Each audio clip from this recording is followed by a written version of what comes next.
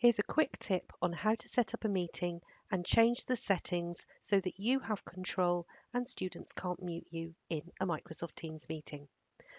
When you're on Teams, in the left-hand window, go to your calendar, find where you would like to actually set up your meeting and work out how long it's going to be and click on that space. What this will do is it will bring up the details of your meeting. So I'm going to call this one a test meeting. In here, you can add in individual people if you want to, or you can go down and actually add them to a channel in one of your teams that you already have set up. Here you set up the date and the time and how long you want this meeting to be.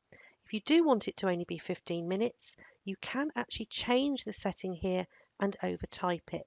So you don't have to stick with the actual half-hour slots that are normally available. So here, for instance, I'm setting up now, which is only a 15-minute meeting. You can make it a repeat if you want to. So if this is a standard meeting that repeats every single, say, Monday morning, you might have apprentices or a particular class, you can do a recurring meeting. Otherwise, just create one on an ad hoc basis like this. If you add a channel, you can either see all of your teams or you can start typing the name of a particular channel. So I've got a work experience one, so I could start typing work in and it would find that channel for me and allow me to actually schedule it to the channel. I don't have to do it that way. I can actually just remove that and just make it a meeting with somebody else.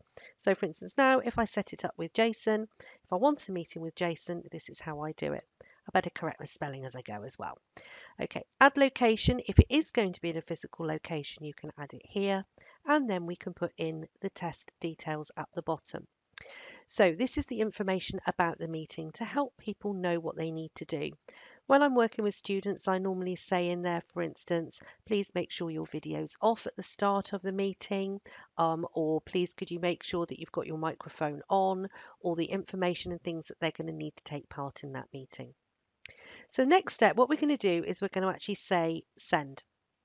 Okay, and send is going to send that to, say, Jason or whoever's in the meeting. Now, what you'll see is that the meeting will appear here. It could take a little bit of time if it's going to a channel because it's got to take an awful lot of people and send the invite to them. When you set it up, this is the next stage that's really important. Click back on that meeting. What this will do is it will bring at the very top a set of things. You'll see here this meeting options here. When we click on meeting options, let me just bring that back over because it's gone onto my other window. Right.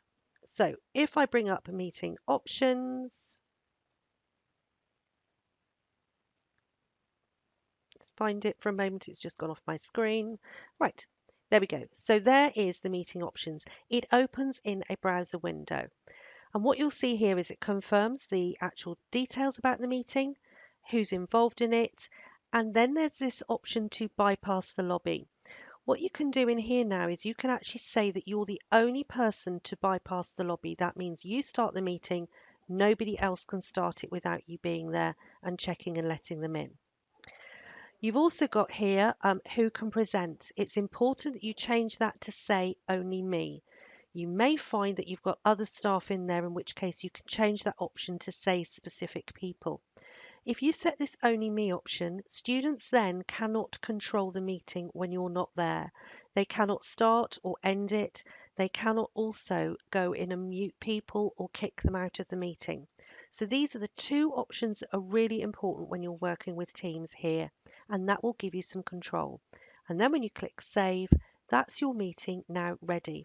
It will just it will just finish this window and then we can carry on with the actual meeting itself. So if I go back to Teams, there it is, but the meeting options have been changed.